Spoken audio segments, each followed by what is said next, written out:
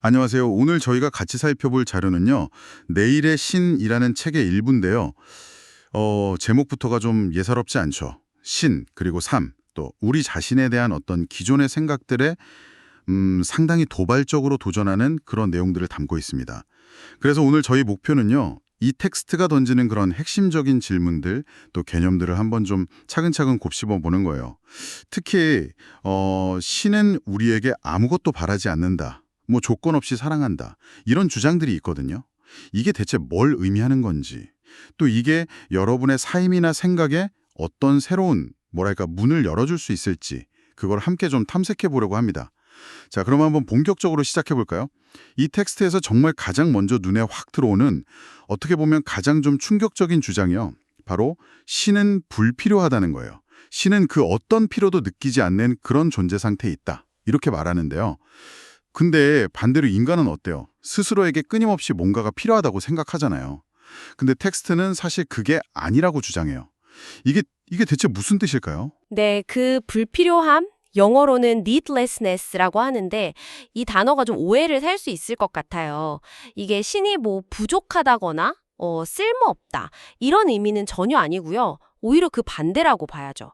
어떤 것에도 얽매이지 않고 또 의존하지도 않는 그런 완전한 자유. 그 어떤 필요에도 구속받지 않는 존재의 궁극적인 상태, 이걸 의미한다고 봐야 합니다. 텍스트에서는 우리가 일상적으로 느끼는 수많은 필요들 있잖아요. 예를 들면 뭐 돈이 더 필요하다, 성공해야 한다, 인정받고 싶다 이런 것들이 사실은 우리 문화나 사회 혹은 특정 종교가 만들어낸 일종의 문화 이야기, 즉 cultural narrative에 가깝다고 지적을 해요. 아, 문화 이야기요? 네, 마치 우리 다 행복해지려면 이걸 꼭 가져야만 하고 성공하려면 저걸 반드시 이뤄야 한다는 그런 끊임없는 메시지 속에서 살고 있다는 거죠. 와, 문화 이야기라. 듣고 보니까 진짜 그런 것 같기도 하네요. 늘 뭔가 좀 부족한 것 같고, 더 가져야만 할 것 같고, 그런 느낌에 시달릴 때가 많잖아요. 텍스트에서 그 예시가 나오잖아요.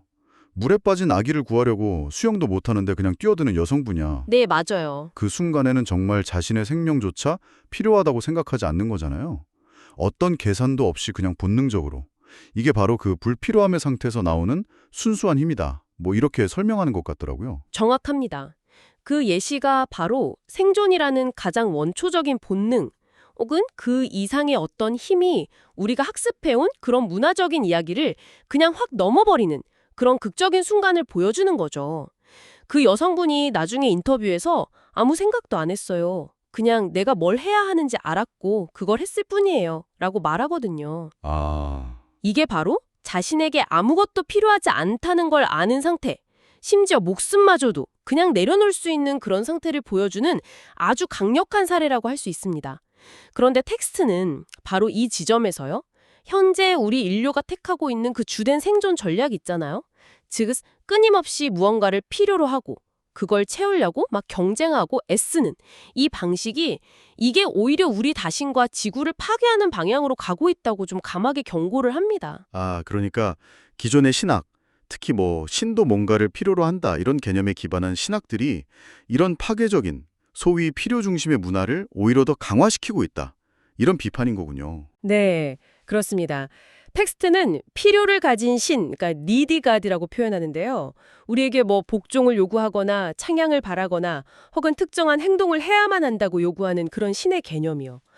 이게 인간을 무력하게 만들고 끊임없이 뭔가를 갈망하는 존재로 만들 뿐만 아니라 신과 인간의 관계 자체를 왜곡시킨다고 주장을 해요. 심지어 역사적으로 봤을 때 이런 신이 원하신다는 개념이 얼마나 많은 갈등과 폭력을 정당화하는 그런 도구로 사용되었는지도 좀 암시하고 있고요. 이건 뭐 비단 신앙만의 문제가 아니라 인간관계 전반에서 나타나는 어떤 기능 장애의 한 단면일 수도 있다. 이런 진단까지 내리고 있습니다. 와, 듣고 보니 정말 상당히 날카로운 지적인데요. 그렇다면 이 불필요한 신, 니들리스 가드라는 좀 새로운 개념을 받아들이는 것이 어쩌면 우리가 지금 직면한 여러 위기들을 헤쳐나갈 어떤 실마리가 될 수도 있다. 뭐 이런 뜻으로도 해석될 수 있을까요? 텍스트가 이걸 뭐 강요하지는 않아요. 다만 현재 방식이 잘 돌아가고 있다면 굳이 바꿀 필요 없겠죠. 하지만 만약에 그렇지 않다고 느낀다면, 뭔가 좀 문제가 있다고 생각한다면 새로운 가능성을 탐구해볼 가치는 충분히 있지 않겠냐, 이렇게 제안하는 것에 가깝습니다. 특히 변화에 대해서 좀 보수적인 경향이 강한 신학 같은 분야에서 이런 새로운 영적인 탐구를 한번 시도해보자, 이런 초대장 같은 느낌이죠. 그러니까 핵심 통찰은 이거예요. 우리가 필요라고 느끼는 많은 것들이 사실은 우리의 자유를 구속하는 문화적 허상일 수 있다는 것. 그리고 진정한 자유는 그 어떤 필요에도 얽매이지 않는 상태, 즉 불필요함. 네, 불필요함에 대한 깊은 이야기에 이어서 텍스트가 또 다른 핵심 개념을 제시하는데요. 바로 무조건성입니다. 삶 그 자체가 어떤 조건도 없이 그냥 존재한다, 이런 이야기예요. 심지어 죽음조차도 끝이 아니라 다른 형태의 삶으로 이어지는 과정일 뿐이다, 이렇게까지 말하는데 이 부분은 또 어떻게 받아들여야 할까요? 네, 이 무조건성이라는 개념은 방금 이야기한 불필요함과 아주 긴밀하게 연결되어 있습니다. 텍스트는 신, 삶, 그리고 사랑, 이 세 단어가 본질적으로는 하나이고 서로 바꿔 쓸 수 있다고까지 선언을 해요. 아, 정말요? 세 단어가 하나라고요? 네, 이걸 뭐라고 할까? 일종의 새로운 삼위일체처럼 제시하는 거죠. 그렇기 때문에 참된 신이 아무런 조건 없이 존재하듯이 참된 상과 참된 사랑 역시 아무런 조건을 달지 않는다, 이런 결론에 자연스럽게 이르게 됩니다. 만약에 어떤 사랑이 네가 이렇게 하면 나도 널 사랑해줄게 하는 식의 조건을 단다면 그건 이미 진짜 사랑이 아니라 뭐랄까 모방품? 혹은 일종의 거래에 가까워진다는 거죠. 와, 여기서 정말 흥미로워지네요. 우리가 보통 생각하는 어제의 신, 그러니까 전통적인 신 개념은 종종 우리에게 어떤 특정한 믿음이나 행동, 규례를 지켜라, 이런 조건을 요구하잖아요. 그걸 충족해야만 사랑이나 구원을 받을 수 있다, 이렇게 가르치기도 하고요. 그런데 이 텍스트가 말하는 내일의 신은 우리에게 바라는 게 전혀 없다는 거예요. 그러니까 우리가 신을 두려워할 이유 자체가 그냥 사라져버린다는 거죠. 맞습니다. 사랑과 두려움은 함께 갈 수 없다, 이 점을 아주 강하게 강조해요. 조건적인 신을 믿는다는 건 필연적으로 그 신에 대한 두려움을 동반하게 되잖아요.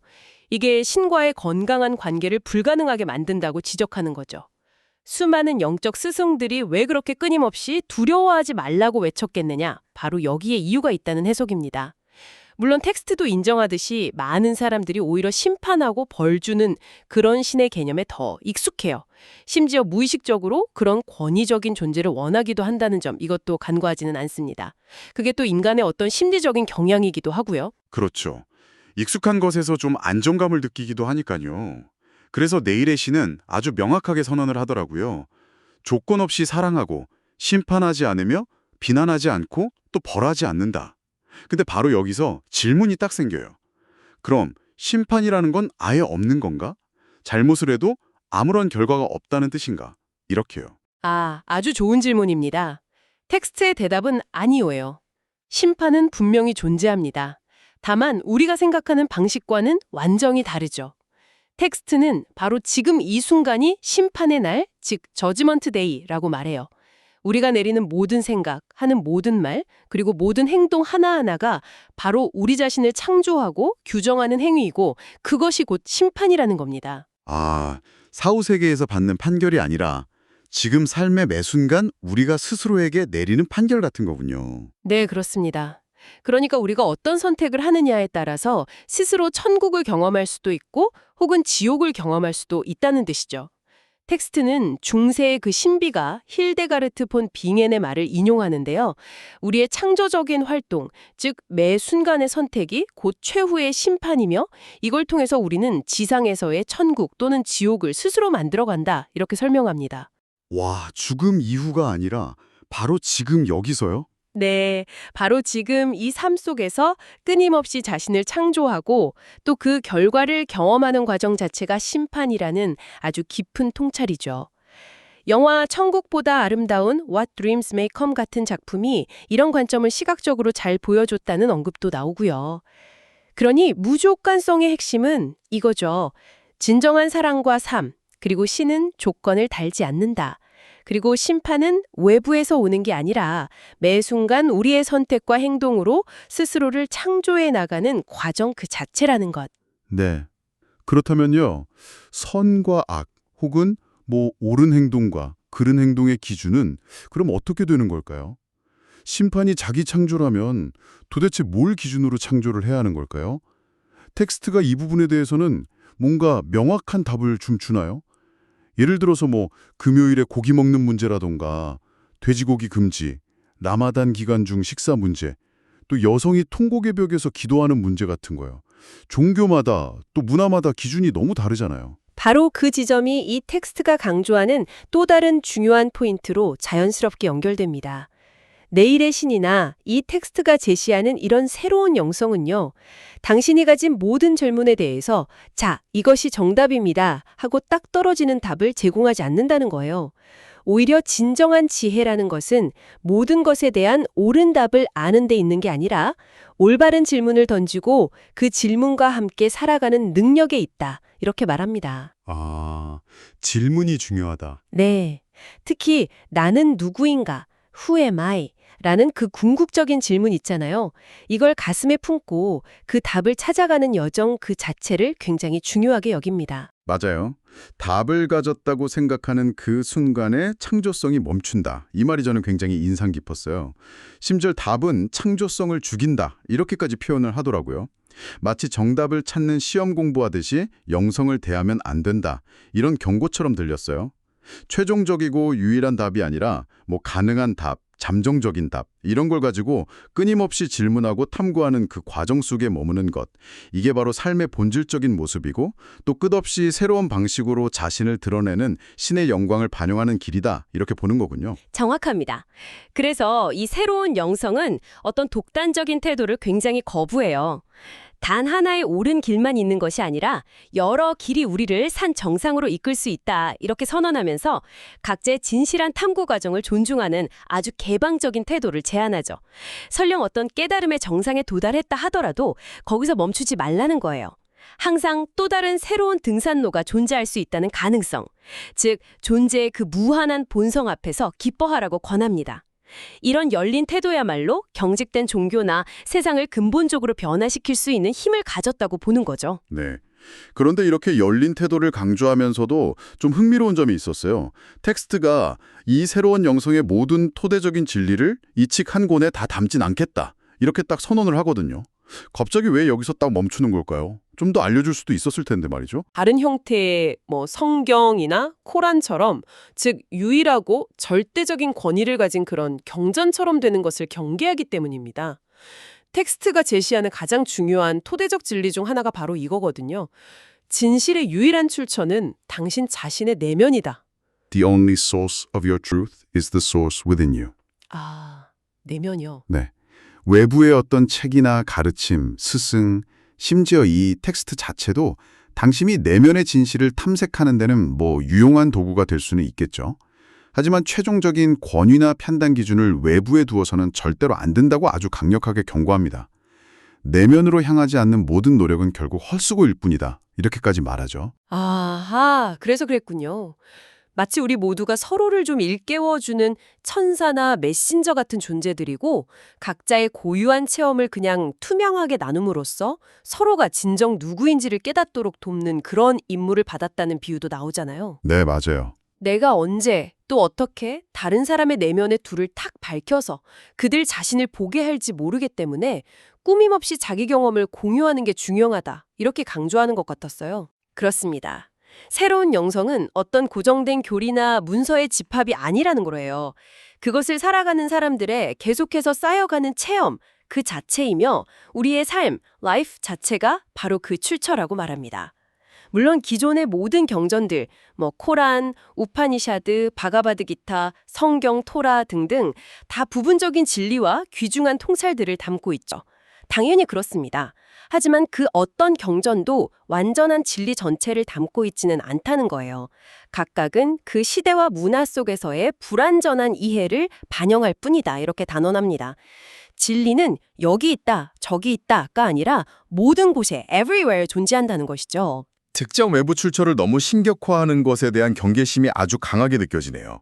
그 도그마라는 단어 철자 거꾸로 하면 am God, 나는 신이다 된다는 지적. 와, 그거 진짜 날카롭던데요? 네, 그렇죠. 사람들이 자기들이 믿는 그 교리, 도그마 자체를 그냥 신으로 만들어버리기 시작할 때 문제가 생긴다 이런 경고로 들렸어요. 맞습니다.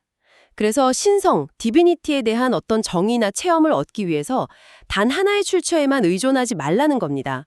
가능한 모든 출처, 더 나아가서 모든 생명과 삶, 그 자체를 바라보라고 권하죠. 어떤 것도 거부하지 말고 모든 것을 포용하는 태도를 가져라, 이런 이야기입니다.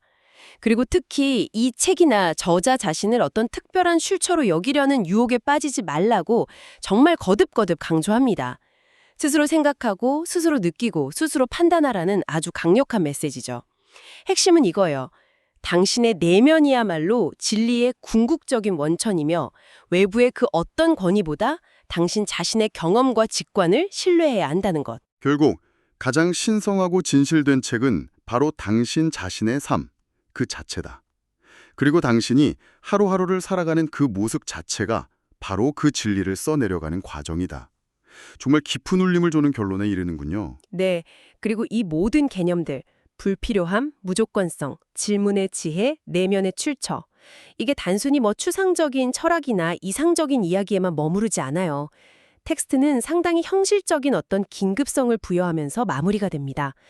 삶, 라이프라는 시스템은 기본적으로 기능하고, 펑션, 또 적응하고, 어댑트, 그리고 지속하는, 컨티뉴하는 속성을 가지고 있다는 점을 상기시키면서 현재 우리 인류 문명이 그 지속 가능성의 한계에 부딪혔을 가능성을 아주 강력하게 시사합니다. 아, 한계에 부딪혔다. 네. 기존의 방식, 즉 필요에 기반한 경쟁과 분리의 방식으로는 더 이상 나아갈 수가 없기 때문에 삶은 스스로 적응할 것이다. 이렇게 경고하죠. 그 적응이라는 게 우리가 알던 방식의 삶이 극적으로 종말을 맞이하는 형태일 수도 있고 혹은 과거의 좋은 가치들을 바탕으로 해서 완전히 새로운 방식으로 함께 살아가는 그야말로 변혁적인 형태를 띨 수도 있다 이렇게 얘기하죠. 그리고 중요한 건 이 변화가 일어날 거냐 말 거냐의 문제가 아니라는 거예요. 언제 일어나느냐의 문제다. 이 점을 텍스트 전체에 걸쳐서 무려 7번이나 반복하면서 강조하더라고요. 정말 무슨 절박한 외침처럼 들리기도 했어요. 그렇습니다. 우리가 스스로 변화를 선택하지 않으면 시스템 전체, 즉 삶 자체가 스스로 균형을 맞추기 위해서 개입할 거라는 어떻게 보면 강력하면서도 좀 섬뜩한 메시지죠. 너희는 그것에 목숨을 걸어도 좋다. 사실 너희는 지금 그렇게 하고 있다. You can bet your life on it. In fact, you are. 라는 아주 직설적인 표현까지 사용하고요. 와, 와 실천이 우리 인류가 자멸의 위기에서 벗어나서 지속 가능한 미래로 나아가기 위한 어떤 필수적인 적응 과정일 수도 있다. 이런 가능성을 던져주는 겁니다. 변화는 필연적이고 그 변화의 방향을 결정하는 것은 바로 지금 우리의 선택에 달려있다. 이런 긴급한 부름인 셈이죠. 네, 오늘 저희는 내일의 신이라는 텍스트를 통해서 어쩌면 여러분이 오랫동안 당연하게 여겨왔을지도 모를 신과 삶에 대한 관념들을 좀 뒤흔드는 매우 새롭고 도전적인 생각들을 만나봤습니다. 신은 우리에게 아무것도 필요로 하지 않으며 조건 없이 사랑하고 심판하지 않는다는 개념, 또 지혜는 정답이 아닌 질문 속에 있다는 통찰, 그리고 진리의 궁극적인 출처는 바로 당신 자신의 내면에 있다는 선언까지요. 이 아이디어들이 여러분 마음에 어떤 파문을 일으켰을지 저도 참 궁금합니다. 어쩌면 좀 불편하게 느껴졌을 수도 있고요. 아니면 깊은 공감을 느끼셨을 수도 있겠죠. 텍스트는 마지막으로 우리 각자에게 스스로 답해야 할 질문을 남깁니다. 당신 나름의 생활화가 가장 신성한 진리의 책을 쓰는 것이며 그런 진리의 증거를 제공한다. 이 말이 당신에게는 어떤 의미로 다가오시나요? 오늘 당신의 삶이 일하는 이 세상 가장 신성한 책에 당신은 어떤 진리를 새겨놓고 싶으신가요? 잠시 시간을 내서 한번 깊이 사색해 보시는 것도 좋겠습니다.